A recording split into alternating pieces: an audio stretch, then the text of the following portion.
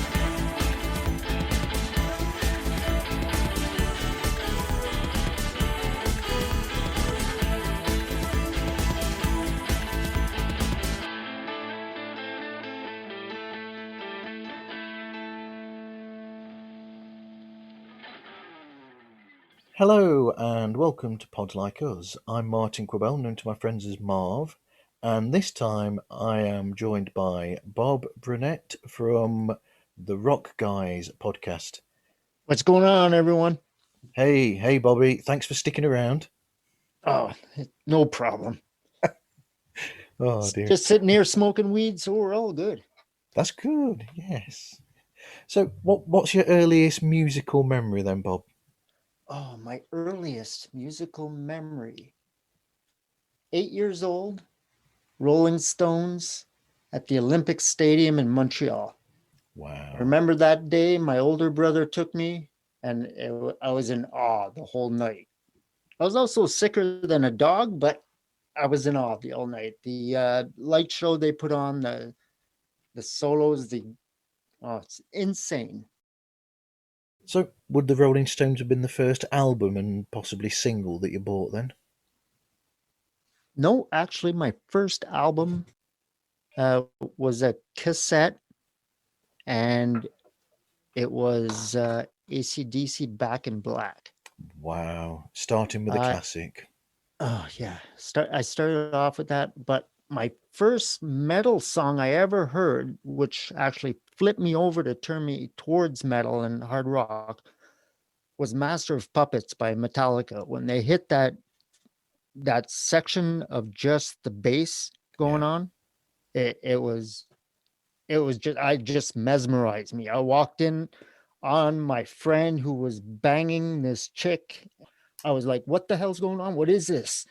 He goes, man, no, what is this? I had to know who was playing. Like, I mean, of course I was stoned, but I had to know who was playing. And yeah, I found out it was Metallica, and then I was just mesmerized by it. Wow. But cool.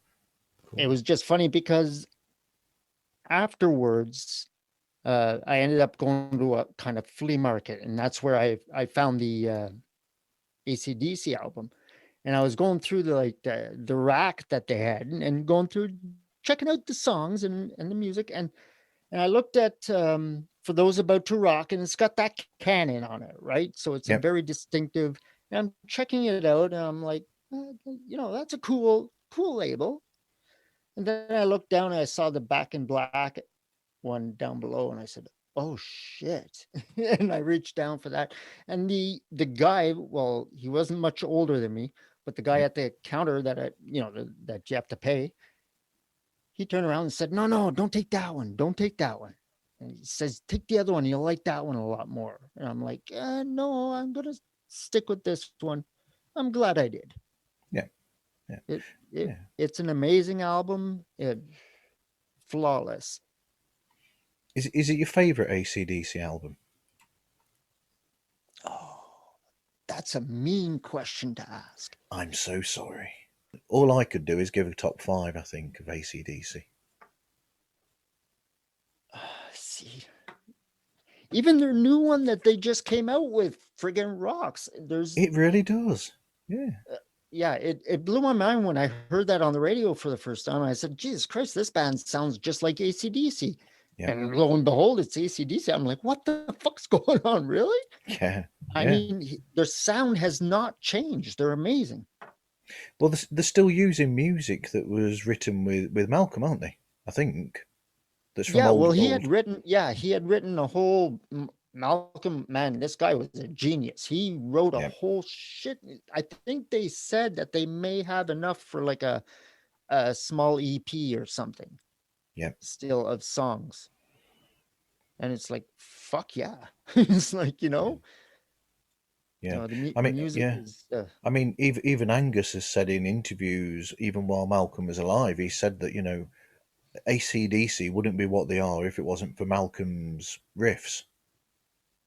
oh, definitely. Yeah, No, but now Malcolm's cousin or nephew, he says, sorry, nephew oh, is yeah, taken over, right? yeah. For Is it Stevie? Is that his name or something? Yeah, Ste Stevie Young, is it or something? well, of course it's I'm trying young, to but think now. yeah, I Oh yeah, believe yeah, it is Stevie. Yeah, I yeah. covered them on one of my episodes, and now I can't remember. That's just so. Yeah, they are an amazing band. They haven't changed. They just haven't changed. They're classics.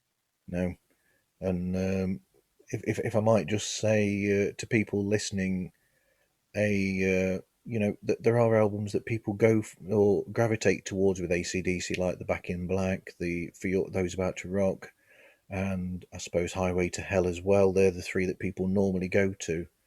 Right. But I would suggest to people that they probably have a good listen to Power Age as well, because I think that's a phenomenal album. There's no album that AC/DC has made that has been a complete disaster. No, no, even The, Razor's like Edge has got some awesome stuff on it. it does. It's got some awesome riffs. Each Yeah, song has a own special riff, and um, it's not copied amongst songs. Like not each song will sound the same, but each song feels the same. yeah, It makes you feel like, oh yeah, this is rock, man. This is rock. yeah. And from the very beginning, with High Voltage, they hit the mark straight away, immediately. They were there. Right, right. And even Crocus, like they I don't know if you heard the new episode on the Yeah, Rock Guys podcast uh of Crocus, where they actually turned into an AC/DC band because they copied everything from them. Now, I don't call them an AC/DC band. Their music is their music, yeah, just because they sound like another band somewhat. And the only recognizable trait is the way they cut their words in, right. and shout and the screaming and the level. Like the sound is there, but there's a difference. Yeah, it's like a lot of bands where they'll take inspiration from bands that they love and artists that they love, but then they make their own sound based on that, so they don't end up being a carbon copy. But those bands and artists that they love is what sort of makes them what they are. They use that to make their own individual sound. Right, it creates their energy. Yeah, like I'm trying to think, like Def Leppard would have been influenced by the Sweet and a lot of glam bands from the 70s, but they don't sound like a glam rock band. Right, exactly. Yeah, They're Who'd you say? Honeymoon Suite? Def Leppard. They were influenced by the Sweet, weren't they? Who did Ballroom Blitz and songs like that. Oh, right. Okay, I'm sorry. I kind of misunderstood there. Uh, yeah, they didn't sound a lot of the rock in the 80s has to be understood for the guitar playing and the voice levels. Yeah, Like I don't look at Def Leppard the same way I'd look at Metallica. no, Def Leppard is more of a was it pop rock? Because pop rock's another one, but that's not pop rock. That's more like a see.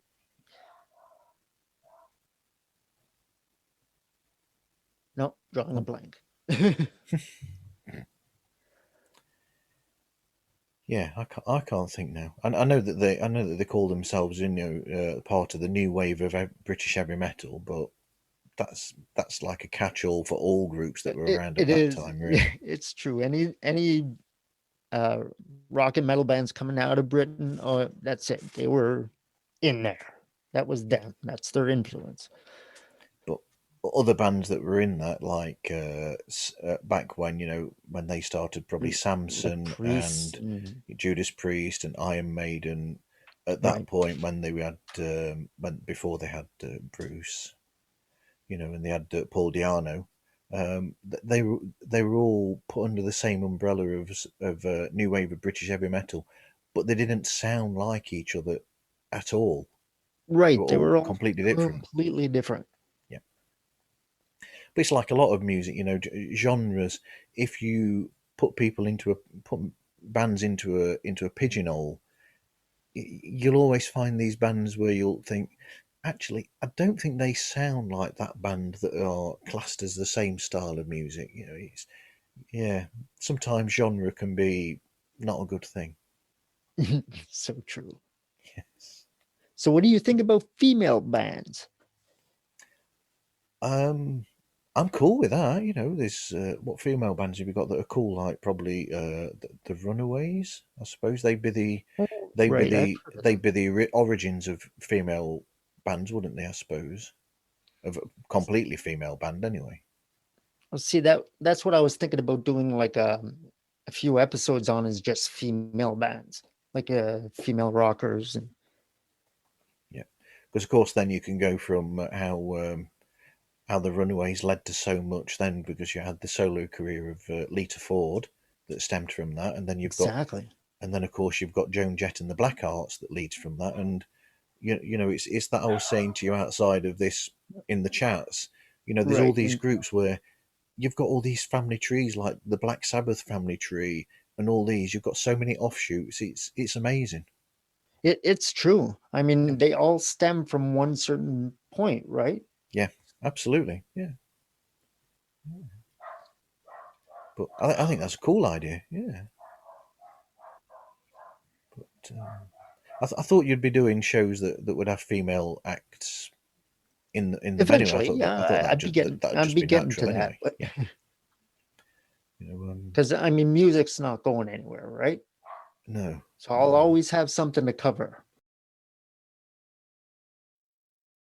But then sometimes I like rock in a smaller venue. I mean, not Iron Maiden but Iron Maiden, yes. But when I saw Iron Maiden, they played a relatively large venue. They played Right, like the stadiums and yes, like huge venues. You like kind of like what I like, and that's bar bar players. Like you go down yes, to yeah, your little club where it fits 200 to 300 people, or yeah, hear the bands there. Yeah, and that's where you find where the artist starts, right? yeah. I mean, Like I've imagine. played those clubs, so yeah, yeah, myself in bands. So, but yeah, so Iron Maiden I saw at an arena in Nottingham, but what I'm going to is Rock City in Nottingham. I'm guessing you've probably heard of it because it's quite a famous venue. Rock City in Nottingham. I saw Slash's Snake Pit there, and that was incredible. I mean, it's almost like rock works better in a way in that sort of atmosphere because it's dark and it's sort of dingy and the floors are sticky, and Right. you've got beer all over the place. It's made for that sort of music, that venue. I think that Exactly. sort of thing. Yeah. Yeah. But yeah, when you start playing like large stages and concerts, it's the sound's lost. Yeah, It doesn't feel like, sure you're at a show, but you're half a mile away from the singer, you know? yeah. But then I got caught out with that when I went to see Motley Crue at Manchester, and they because I'm not quite I'm almost halfway across the floor where I was, and then suddenly they made the way somehow or another from for the encore they came back, but they did Home Sweet Home on a little stage that they got in the middle of the actual floor, Oh, no way. right next to Nice. me. So I'm like probably 10 feet away from Nikki, Oh, Tommy, sweet. That's uh, awesome. and Mick Mars and why is his name escaping me? I, Vince Neil. You know, but no, I'm only like ten feet away or something from them, and that was like wow. Whereas before, up until then, I was so far away from the stage, I could still see them, but like a bit small, almost like looking at a GI Joe figurine, I suppose. right. And especially on the floor, it's not like you have a clear view, right? Like, I'm not a Yeah. tall guy, so when I was at the concerts on the floor, it wasn't that great. No, no, that's true. But there's a better atmosphere on the floor because it's yeah. Rage Against the Machine, that the whole floor at Wembley Arena was like a mosh pit. Oh, It was that's sweet. wow. The atmosphere there was yeah. You know what? That kind of reminds me, because like when you asked me my favorite concert before, I was thinking of inside venues. Yep, But there's one concert that I remember going to, and it was the Heavy Montreal concert. yep, Sorry. Oh, yep. jeez. You're gonna edit that out, right? Okay, yep. All right. So, and the Heavy Montreal concert was actually held on an island where they had the F1 races Wow. at Yep, in and in on the yep, same island that houses the Six Flags that's there as well. yep. So it's all a big like island assembly in the heart of Montreal. So it's amazing.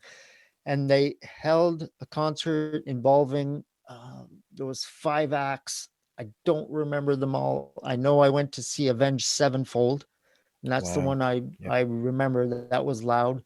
There was Bullet for My Valentine. yep, There was a couple of others I don't really know very well, so it could be just some heavy duty thrash metal. Like I'm not very big on the death metal and the stuff I can't understand, I can't make out.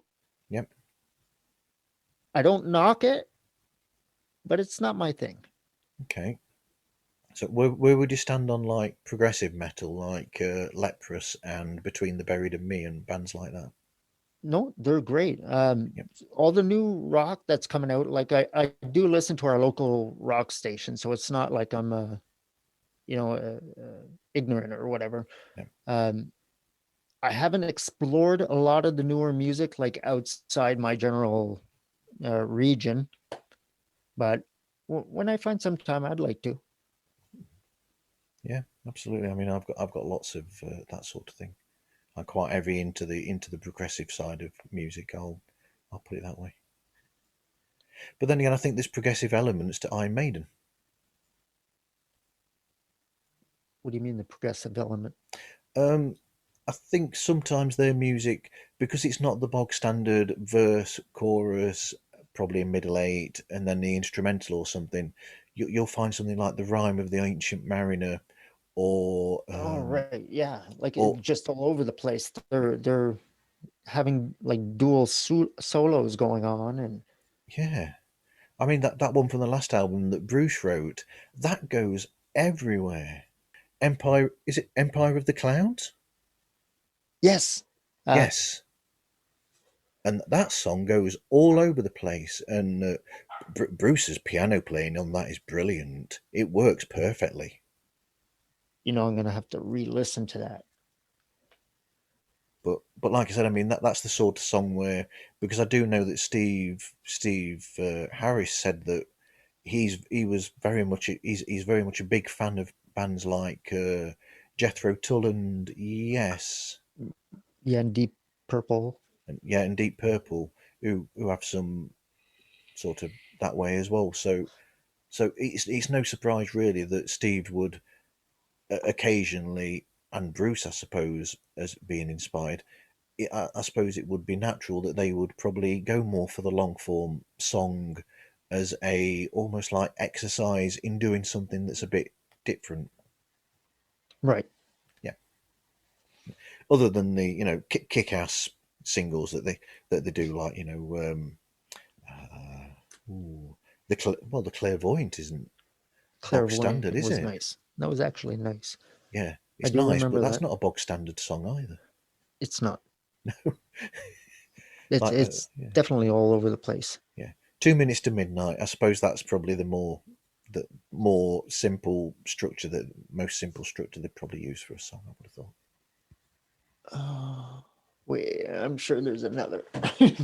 I just can't think right now. Run to the Hills is verse, chorus, Yeah. bridge, solo, um chorus twice, and finished. I think, is it? Are you testing me right now? No, no, I'm testing myself here. I think it is actually. Yeah, I think that's bog standard. Just three sections that are sort of like arranged that way. Yeah, I'm, I'm maybe I sorry that. should Yeah, maybe go I on. should interview you. So, tell me. Go on then. So tell you. Yeah. Okay, well, let's get into this. Tell me who your favorite singer is and why. Um, are we going out of the rock realm if I Uh, say that my favorite singer is Freddie Mercury? no, no, No, that's still definitely within the Rockwell realm. I would say Oh rock.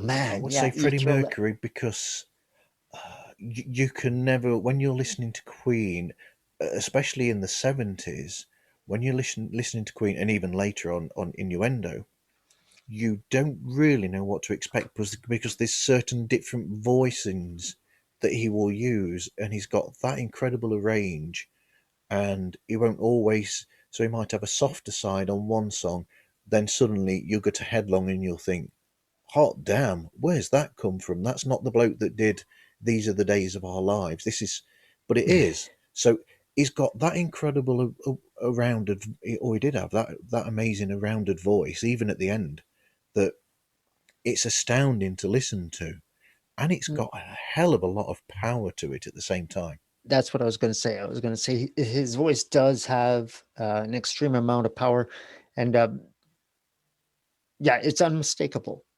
I mean, Absolutely, you've got copiers and that say that they can copy him, but you know the difference. absolutely, yeah, You know, if you yeah. hear him singing the Freddie Mercury songs, that's not Freddie. No, no, no. No.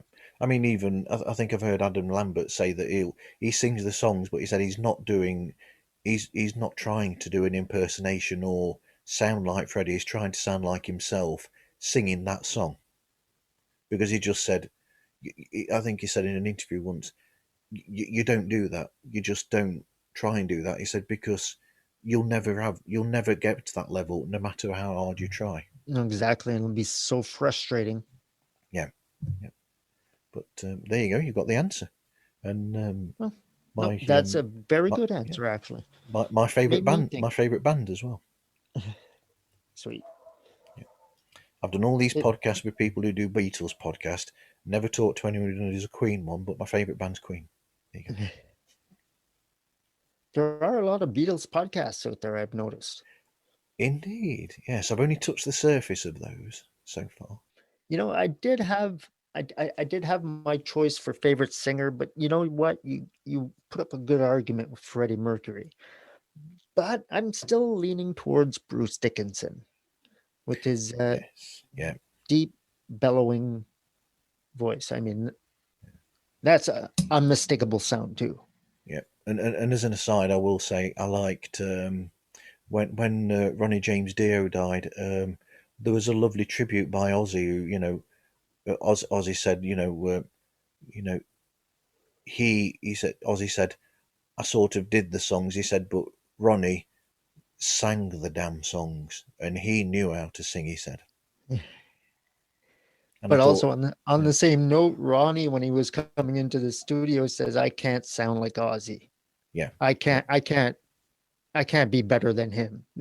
so, Which is a good so thing because if he sounded like, I mean, because he sounded the way that he did, Ronnie, you got an amazing, incredible album like Mob Rules. my bros. or that song itself, the Black Sabbath album, Mob Rules. Oh, okay. Ronnie's voice on the title track is killer. It's a really Oh, good oh, vocal. he's no, he is an awesome vocalist. Ronnie Yeah, James is one of those singers that, oh, that's Ronnie. That's Ronnie. You know, you respect Ronnie. yeah. I mean So many singers have when Richie molded yeah, when themselves. Richie Blackmore discovered Ronnie, he discovered gold there. Oh, there's no doubt.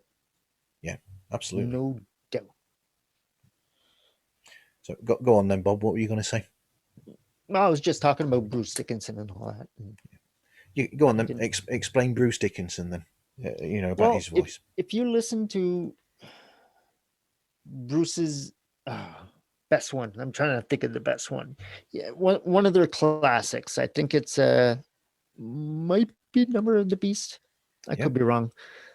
Where he just holds the tone, and he holds the tone for a long period of time. Where I try and I'm out of breath completely by the time it's yeah. over. Like, and a very steady, not like like changing.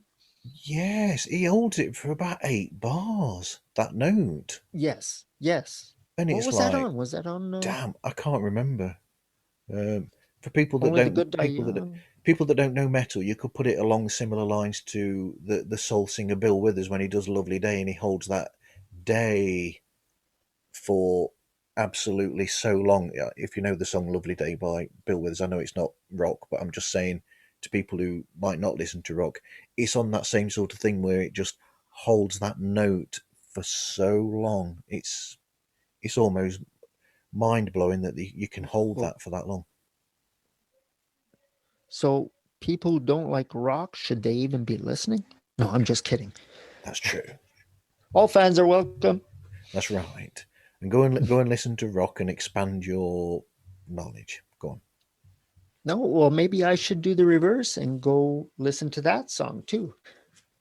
And I'll have to listen to the episode again to get that, or get it from you at the end of the show who it was. But Bill Withers, but he's more of a soul singer, isn't he? I think. Yeah, yeah.